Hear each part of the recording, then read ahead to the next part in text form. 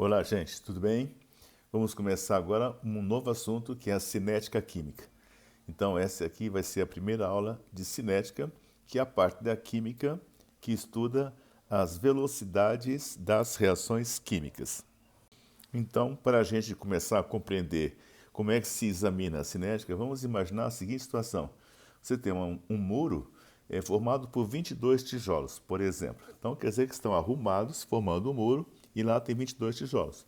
E aí você vai começar a desmontar esse muro e reorganizar os tijolos em grupinhos de 4. Quer dizer que você retirou 12 tijolos. Então, quer dizer que dessa parede ainda restaram 10 tijolos. Muito bem.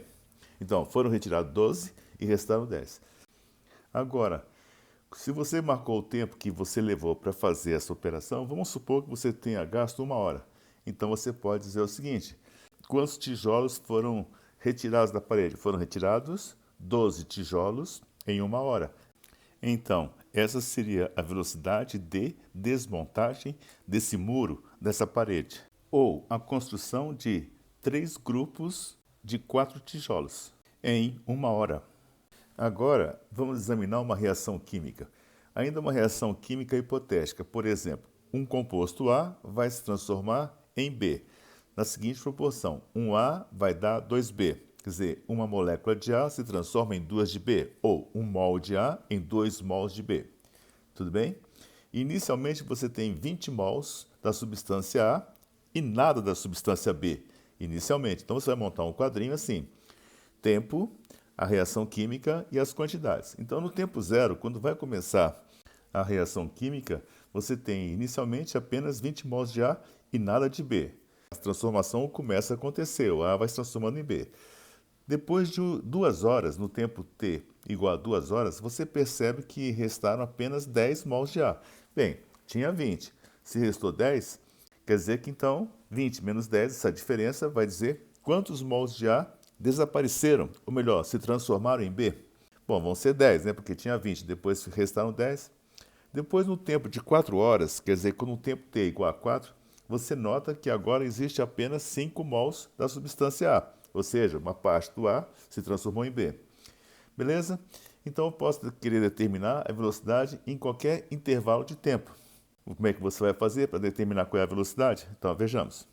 Vamos calcular primeiro qual foi a variação do número de mols da substância A em 2 horas.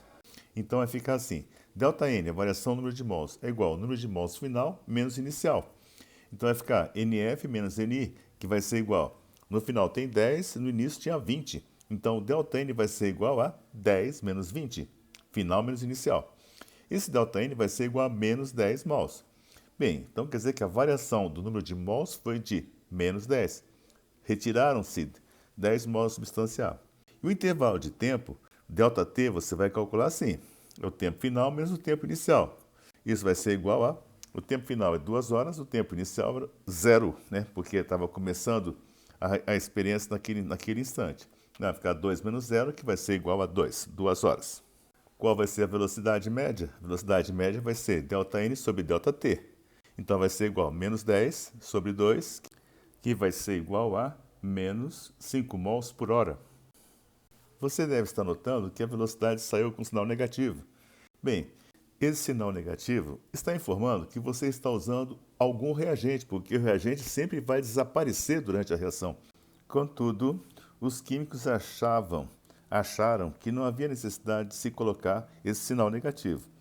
Bem, então você vai ter o seguinte: toda vez que você usar um reagente, você vai obter um valor negativo, certo? Porque sempre vai diminuindo. Então, para evitar o sinal negativo, você coloca o sinal menos na frente. Então, a velocidade agora fica com a seguinte fórmula: velocidade é igual a menos ΔN sobre ΔT, quando você estiver usando um reagente. Mas quando você estiver usando um produto, não vai haver necessidade, porque o produto é sempre positivo, porque só aumenta a quantidade de produto durante a reação. Conclusão: quando você se referir a algum reagente, você deve usar um sinal menos. Fica assim: V, velocidade média, igual a menos ΔN sobre ΔT. Quando for um produto, você vai usar apenas essa fórmula V igual a ΔN sobre ΔT, porque seguramente vai dar um valor positivo. Então, dispensa o sinal. Vamos agora completar aquele quadrinho daquela reação. Assim, 1A dando 2B. O que eu quero descobrir agora é quais são os valores de B que foram encontrados durante toda a reação. Então vai ficar assim. No tempo zero, B é produto, certo? Então, não existe produto antes da reação começar. Então, no tempo zero, B é igual a zero. Bom, quando o A começou a se transformar em B, você deve lembrar o seguinte: cada A que se transforma em B dá origem a 2 Bs. Então, a proporção é 1 para 2. Então, eu pergunto, quantos mols de A reagiram no tempo de 2 horas? Se ele passou de 20 para 10, quer dizer que 10 mols reagiram. Logo, quantos mols de B irão se formar? Aí você faz a proporção dado pelos coeficientes. Se 1 produz 2, então 10 vai produzir 20. Então, após o tempo de 2 horas, você vai encontrar 20 mols da substância B. Quer calcular a velocidade? Então, a velocidade média em relação a B vai ficar assim. Qual foi a variação do número de mols? Vai ser 20 menos 0, porque no início não tinha nada, então vai ficar 20 menos 0. E o tempo, ΔT, 2 menos 0. 20 sobre 2 vai ser igual a 10 mols por hora. Agora, a velocidade é, para a formação do B, 10 mols por hora. Nesse momento, você vai ter um fato importante a ser observado. Porque nesse intervalo de 2 horas, que foi o primeiro intervalo estudado, se você examinar a substância A, a velocidade da reação, ou melhor, a velocidade de desaparecimento do A é igual a 5 mols por hora, enquanto que a velocidade de aparecimento de B é de 10 mols por hora. Então você tem duas velocidades, em relação a A e em relação a B. Então, para evitar ter duas velocidades para uma mesma reação química, dependendo da substância que está sendo examinada, os químicos resolveram adotar uma única velocidade, chamada velocidade da reação. E você vai poder usar qualquer substância, mas como é que vai dar o mesmo resultado? Usando substâncias químicas diferentes. Para dar o mesmo resultado, é só pegar o resultado da velocidade encontrada e dividir pelo coeficiente. Por exemplo, a velocidade de desaparecimento do A foi de 5 mols por hora, certo? Mas qual que é o coeficiente do A? O coeficiente do A é 1. Então você vai colocar assim. Seria a velocidade de desaparecimento do A, que é 5, dividido por 1, que vai dar 5 mesmo. E se você usar a substância B, qual vai ser a velocidade da reação usando a substância B?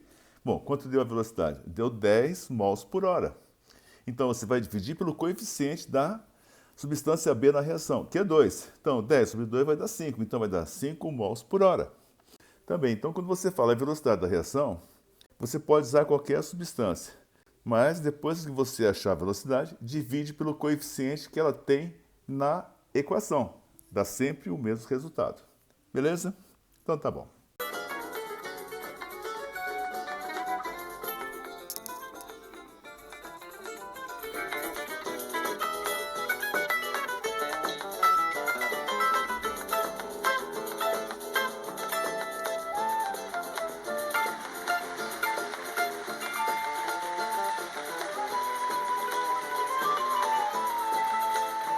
Bem, vamos fazer um resumo do que nós já vimos até o momento. Então, para você medir a velocidade da reação, você vai fazer o seguinte: você vai fazer uma tabela onde você vai marcar o tempo, vai estabelecer se é em horas, se é em minutos, se é em segundos.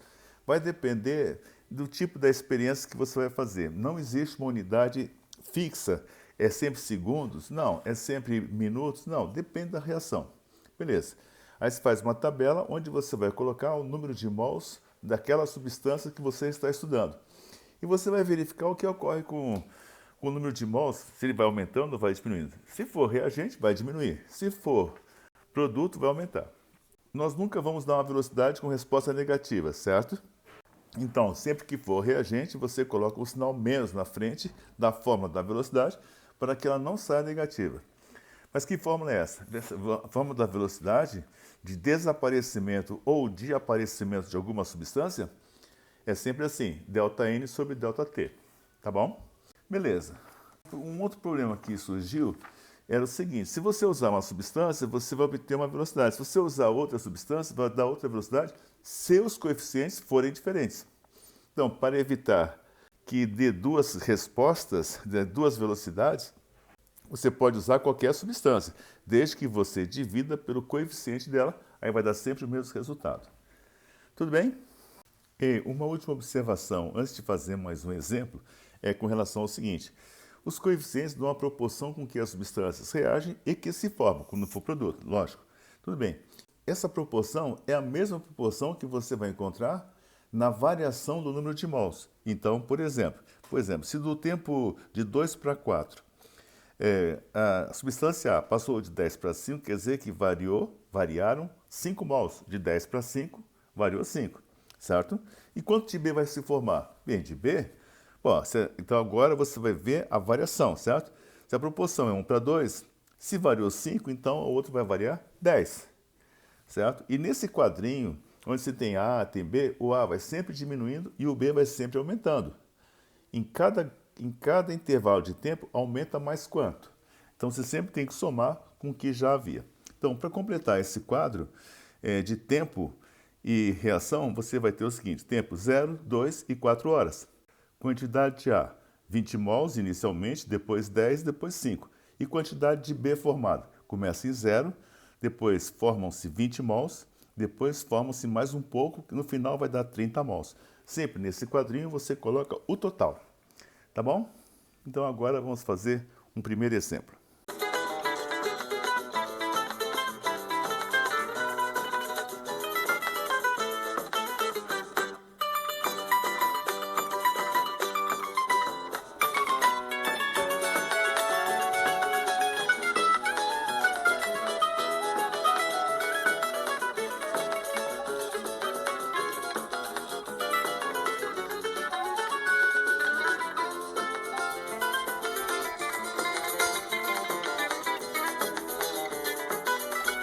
O exemplo 1 tem o seguinte texto: qual a velocidade de formação de hidrogênio, sabendo que a velocidade de consumo de amônia é 0,8 mol por litro por segundo? E dada a reação química é essa aqui, ó. 2NH3 vai produzir 1N2 e 3H2. Observe bem os coeficientes, porque isso vai ser importante. Beleza? Vamos resolver? Então, o que é que nós temos? Nós temos a velocidade de consumo de amônia, de 0,8 mol por litro por segundo. Então, vamos lá. Então, você vai olhar só para os coeficientes. Se 2 mols de amônia produzem 3 mols de hidrogênio, quer dizer, quando reagirem 2 mols de amônia, vão ser produzidos 3 mols de hidrogênio. Então, a proporção é 2 para 3. Qual é a velocidade de formação de hidrogênio? Essa é a pergunta. Então, você vai botar o X debaixo do hidrogênio ali. Beleza. E quanto que foi a velocidade de consumo? 0,8 mol por litro por segundo. Então, a proporção é 2 está para 3, assim como 0,8 está para x. Faz a regrinha de 3. A formação de hidrogênio está acontecendo na seguinte velocidade: 1,2 mol por litro por segundo. Beleza? Fácil pra caramba. É só examinar os coeficientes da equação, você estabelece a proporção entre a velocidade de desaparecimento de uma substância reagente e a velocidade de aparecimento de uma substância, um produto, por exemplo. Vamos fazer mais duas considerações muito simples, mas importantes. Primeiro, com relação ao tempo. Não existe uma unidade de tempo especificamente. Não precisa ser segundo, não precisa ser hora, não precisa ser minuto. Cada reação química transcorre num determinado tempo e você escolhe a unidade que você achar mais conveniente. Outra coisa, você não precisa fazer o cálculo para o volume inteiro do recipiente. Você pode fazer o cálculo por litro. Bom, se você souber o que acontece em 1 litro, e logicamente, se você tiver 20 litros, vai ser 20 vezes esse valor. Tudo bem. Então, você pode dar a resposta da seguinte maneira: o quanto variou, né? Então, ou seja, o número de mols que variam pelo volume da solução. Só que o volume deve estar expresso em litros, então vai ficar mol por litro. Então, você vai saber o que aconteceu por litro e vai dividir pelo tempo. Pode ser o tempo em segundos, pode ser o tempo em hora, minutos, assim por diante. Tá bom? Beleza, vamos fazer mais um exemplo. Exemplo 2.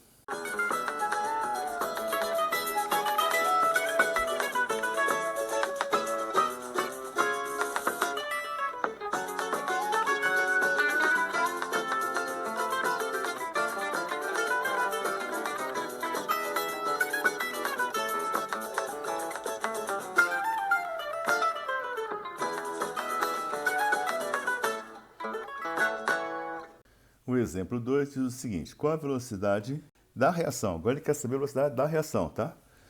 Sabendo que a velocidade de produção de hidrogênio é 1,2 mol por litro por segundo. Tudo bem?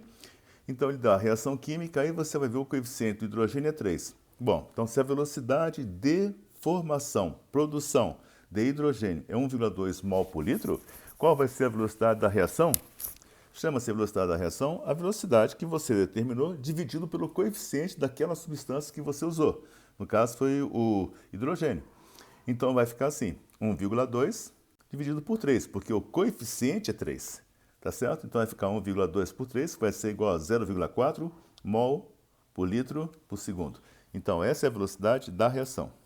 Finalizando, eu sou obrigado agora a chamar a atenção de vocês a um gráfico que aparece com frequência, que é a relação ao número de mols ou a concentração de uma substância em relação ao tempo. Bom, beleza. A gente já sabe que os reagentes vão desaparecendo, então o gráfico, quando se refere ao número de mols ou à concentração de algum reagente, é sempre decrescente. Então, neste exemplo, 1A dando 2B, você tem aí o seguinte, então, para o A, você tinha assim 20, 10, 5. Bom, ao longo do tempo, certo? Entre até 4 horas de experimento. Tá bom. Aí você vai observar esse gráfico azul, que é um gráfico decrescente. Sempre que for o gráfico decrescente, quer dizer que está desaparecendo, ou seja, é um reagente. E tem o gráfico vermelho, que é da substância B, que começa em 0 e vai até 30 mols. Então, conclusão, o gráfico de um produto é sempre crescente, tá bom? É só um pequeno detalhe. E se você quiser determinar a velocidade instantânea, não a velocidade média, bem, aí você deveria fazer um cálculo infinitesimal e determinar num ponto só qual seria a velocidade da reação naquele ponto. Bem, mas esse está fora do interesse do momento para fazer esse cálculo. A gente sempre vai trabalhar com velocidade média, tá bom? Então tá bom, gente, agora é só vocês fazerem um pouco de exercício e bom trabalho.